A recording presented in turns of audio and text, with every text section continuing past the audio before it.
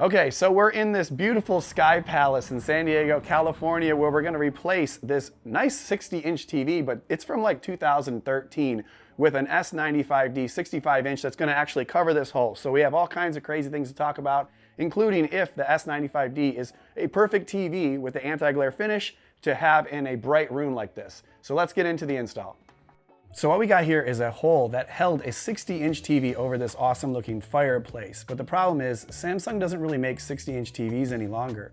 So we could either go with a 55-inch to fit inside the hole, or I recommended getting a 65-inch S95D to go over it and kind of cover up the edges, which we measured out ahead of time. And I knew that we'd have exactly the right height measurement, and then the width was larger than the hole, so no problem there. So as long as we took this TV down and put up the new one and measured it properly, we should be able to get the S95D to basically look like a beautiful picture frame over this fireplace.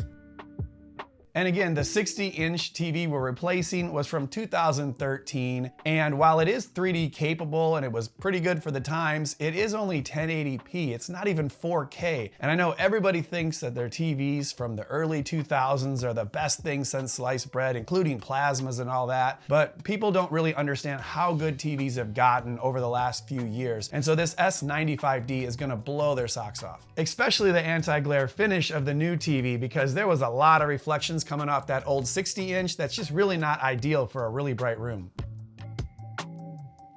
But to take this TV down, we really need to get behind it and figure out what is connected and what kind of mount we have and if this is all gonna work, because there's so many different variables. And the first was the TV mount. So I already know that this TV mount will fit for the next TV, because going from a 400 by 400 millimeter pattern to 400 by 300 is no problem.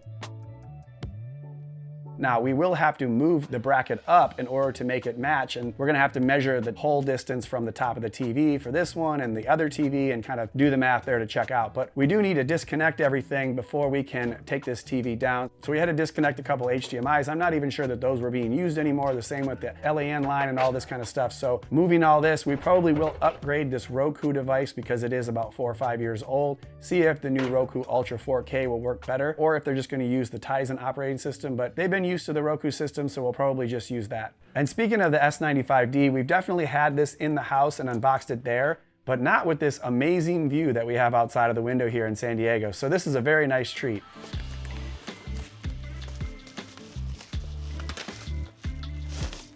We do have the one connect box that we are gonna have to connect and put behind the TV. We have the one wire and then the solar cell remote that I'm a big fan of.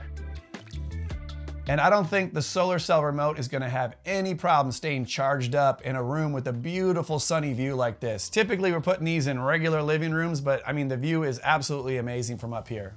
And the last thing we have in the box is the stand, of course, but we're definitely not gonna be using that because we're putting the TV on the wall. So let's get back to the fireplace and figure out the measurements. So we measured from the top bolt on this TV to the top of the TV, and we did the same thing on the new 65-inch. And we found out that basically in order to get it to cover the hole, we were gonna have to move the bracket on the wall up 1 1/16 inch. There's really no other option with this TV mount. And if we had to swap out the mounts, we'd have to do the same thing. So we can use this mount, it's a nice one, and we only have to move the TV up 1 inch. And even though we measured this a bunch of times and I felt fairly confident, Eric made a good point that we should probably just hang the TV up on the bracket where it stood and figured out exactly how much we had to lift it up in that manner. So now we just have to take the TV down, or I guess I should say I have to take the TV down. Now, don't try this at home unless you're pretty confident. You shouldn't be lifting TVs around random people's houses like this, but I've been doing this for many years, so I'm pretty certain I'm not gonna drop it. And then once we get it down on the ground, we just have to take the bolts and the bracket off of the back of the TV.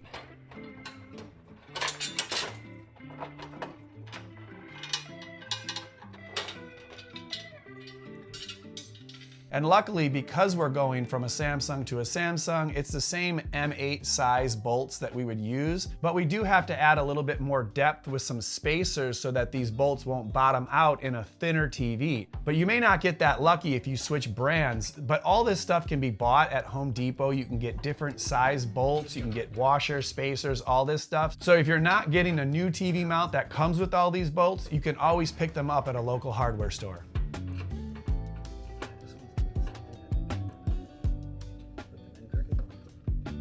So now that I have the bolts secured back in this new TV, I'm actually gonna ask Eric to help me lift the S95D back up onto the arm because I'm a little nervous we're gonna break the new TV. The old TV is okay, but the new TV, definitely don't want that to get broken. And after setting it on the arm mount, we realized that now the TV is down about 3/4 of an inch from the top of the fireplace hole. So had we just moved it up 1 1/16 inches, we'd actually have a gap at the bottom, and that would be no bueno. We'd have to do it twice, so I'm glad we did it this way. So now that we know that it's exactly 3/4 of an inch, we can take the TV back off and set it aside, and then take the TV mount down.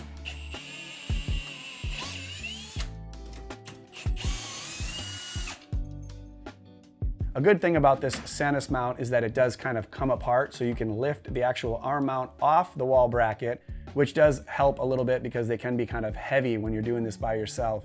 And then I just marked the holes, and we were able to then just take the bracket completely off and then mark up 3/4 of an inch and kind of get the mount situated back on the wall in order to retrace the holes.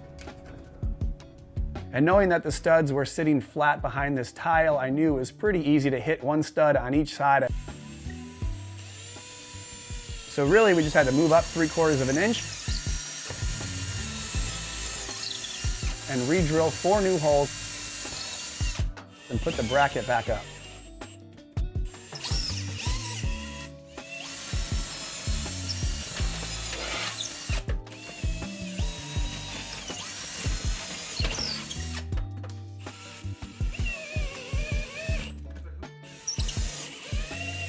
And once we attach the arm back on, then we could actually hang the TV, hopefully for the last time.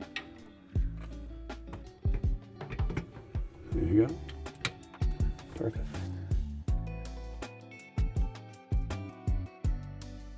And voila, it fits perfectly. We are right along the bottom edge of this grout mark, which continues across this, and on the top, you cannot see anything either. So it fits perfectly in the vertical space. And again, this arm mount can swing left or right, so that's okay. And also can tip and self-level. So you have all kinds of adjustment while it looks like a perfect picture on the wall. It's really awesome.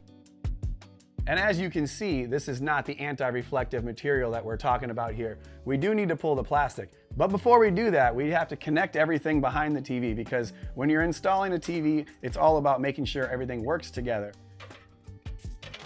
So we do have to get that one connect box behind there and connect the one wire from the TV to the one connect box.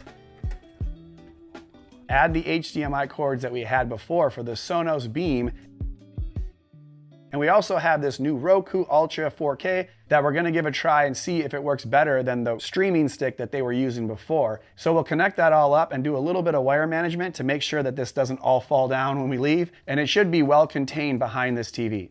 All right, so now that we have everything connected, let's go ahead and turn the TV on and get it set up.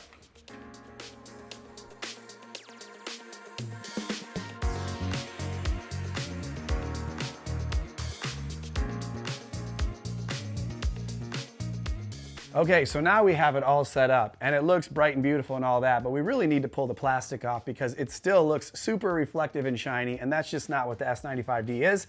So let's go ahead and pull this off and give it the final look.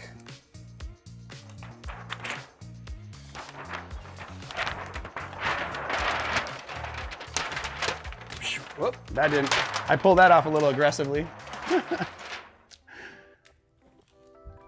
All right, we put that back in.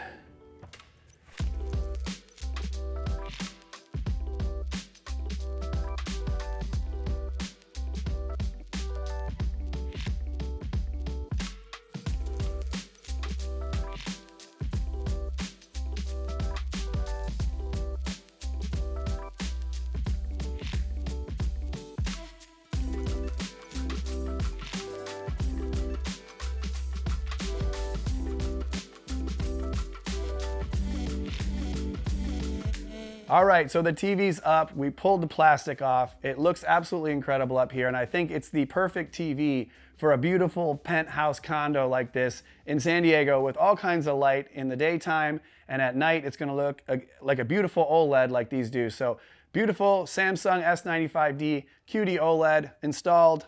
pretty well over the fireplace if I don't say so myself. I hope the client likes it, and I hope you guys enjoyed the video. Make sure to smash the like button and subscribe to the channel, all that, and I'll see you guys in the next video.